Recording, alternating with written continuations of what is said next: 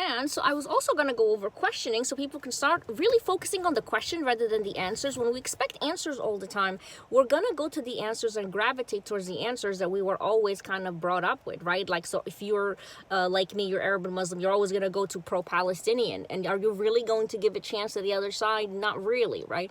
Just like it's the same thing around from, the other side. Unless, of course, you're like one of us that lives in New York and we're always interacting with each other. And, like, we seem crazy. Like, I can't, for criticizing Hamas, I was basically called a traitor. I was looked at with like as if I was working for, and I was even comment, oh, you work for Mossad, like the stupidest comments, because people, it's nothing new.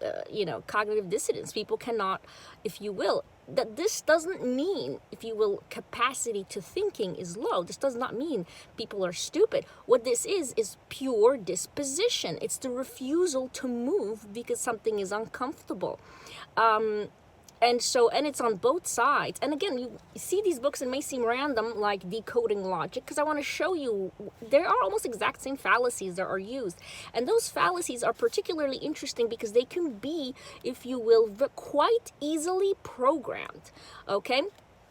Because of the way things are. And I wanted to go over John Locke, which may seem, oh, it's just John Locke. No, John Locke is a big deal because it talks about basically how the West, John Locke is like, if you think modern political thought is like really kind of like the collapsing point of all of it. He brings all of it together, from the Bible to power to the patriarchy to leadership. And this is where the patriarchy term comes from. And as a raging feminist, I'm here to tell you the patriarchy is not against feminism. By the way, I always thought that term was obsolete by now. In fact, at a protest, someone told it to me like 3 years ago. And honestly, I laughed because I'm like, really? They were like, oh, are you a feminist? I'm like, are you serious? I thought that term was obsolete.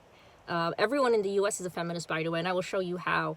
You no longer need to say you're a feminist. It's kind of understood that everyone, okay, I don't care who you are, there isn't a single man, and making ridiculous claims, obviously to exaggerate for you guys to get, but that isn't a feminist. Every single man believes that if you do the same job, you should get the same pay, right?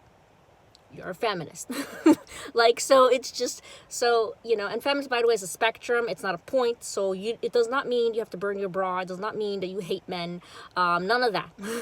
Okay. So again, we will talk about all of these things and how we're really agreeing and just disagreeing on words. But this is a tactic and it mirrors the exact, if you will, weights and premises even seen at UN levels. And I will show you just how ridiculous and how the ICC is involved. So please bear with me. The questioning is really a form of respect in that we need to have the right questions before seeking answers.